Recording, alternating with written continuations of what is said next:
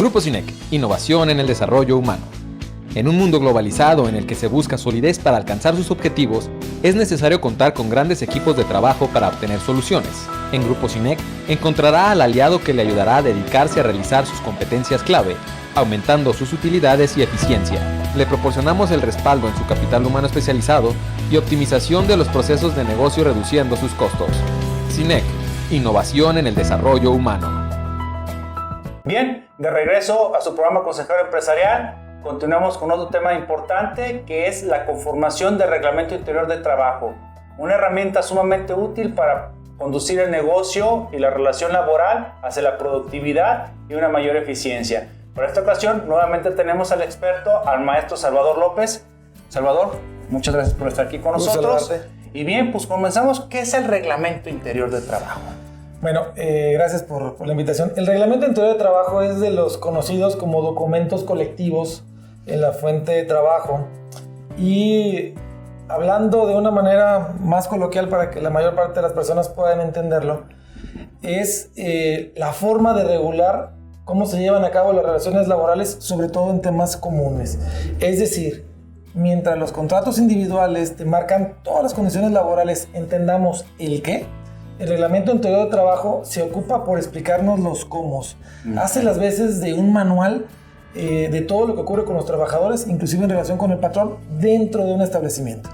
Y bueno, podríamos pensar que si yo tengo mi contrato individual de trabajo, tengo la Ley Federal del Trabajo, y ahora estamos hablando de un reglamento interior, podríamos decir que con eso se complementa todo, pero aún así pueden suceder errores u omisiones. ¿Cuáles son los más comunes por tu experiencia para poder orientarlos mejor? Muy bien, una planeación laboral a nivel preventivo cuenta con varias herramientas. El reglamento es una de ellas. El principal error, desde mi óptica, de un reglamento es que fundamentalmente las empresas suelen tomar modelos de reglamentos de otras empresas, lo bajan a un procesador de textos o simplemente lo redactan en un procesador de textos, lo imprimen y se lo hacen del conocimiento del trabajador. Si lo vemos objetivamente, esto vendría siendo un reglamento arbitrario, impuesto por el patrón. Lo que buscamos es legitimar la expedición del reglamento, para lo cual, en relación con lo que vimos la última vez que platicamos, se debería de crear una comisión mixta para esos fines, que sea la que cree este reglamento. Es decir, en unión los representantes del patrón con los representantes de los trabajadores van a emitir todo el contenido, todo el esquema, todo el clausulado, inclusive del reglamento. Entonces la fase inicial, o la fase que debemos tener en cuenta es que no debemos de imponer un reglamento. Lo ideal es que sea creado de alguna manera un poco más democrática. Y obviamente no es viable bajo ninguna óptica copiar el reglamento de otro lado, porque cada empresa es diferente. No es lo mismo una empresa de servicios que una empresa de comercio, que una empresa de producción, y entre ellas tampoco son lo mismo. Entonces tenemos que hacer un reglamento interior de trabajo que se adecue a cada empresa, a cada establecimiento. Y generalmente, pues como asesores, tratamos, o como el mismo patrón, de tratar de darle cumplimiento a crear, no a integrar, como tú bien dices, un reglamento para satisfacer quizás un requisito, pero no lo vemos como una herramienta. Y en concreto la pregunta es, maestro, ¿para qué sirve? Muy bien. Por ejemplo, yo tuve una cita de trabajo en la mañana con unos clientes, ¿no? Y estaba el representante del patrón con los trabajadores, estaba explicando un tema de comisiones mixtas y hablábamos de reglamento. Entonces, vamos a crear un reglamento que sí escuche la voz del trabajador, que sí sea congruente con la realidad y se resuelvan los problemas comunes que suelen pasar en una empresa.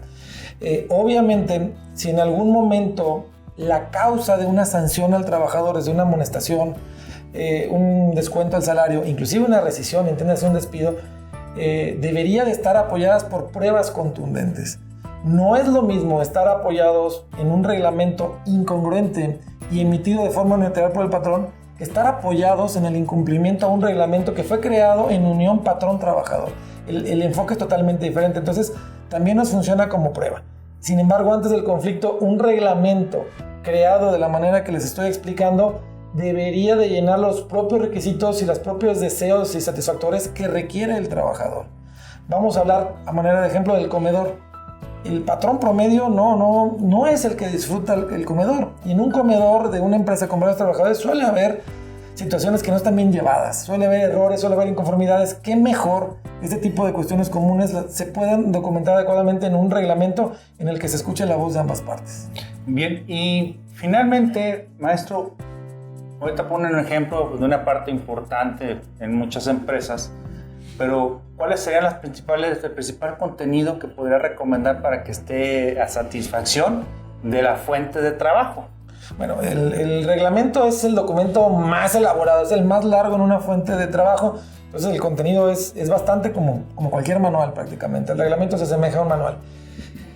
Yo le digo a mis clientes que me transmitan los valores que están implementando en su empresa. ¿Ok? ¿Por qué su empresa es mejor que los demás competidores? Eso lo tienen que saber los trabajadores. El reglamento es una buena forma de transmitir esos valores.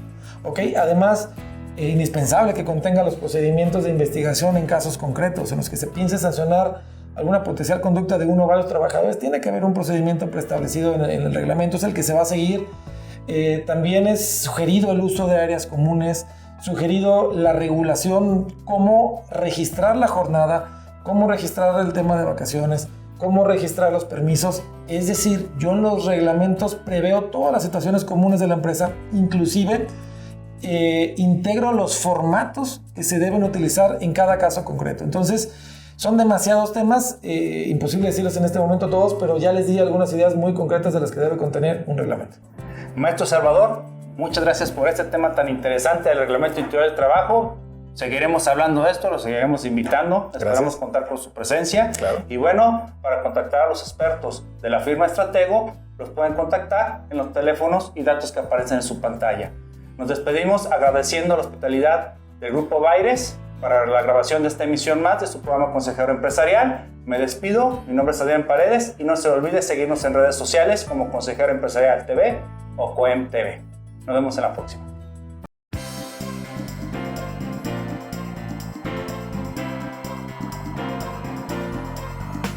DLC Corporativo, Capital Humano con Soluciones, presentó.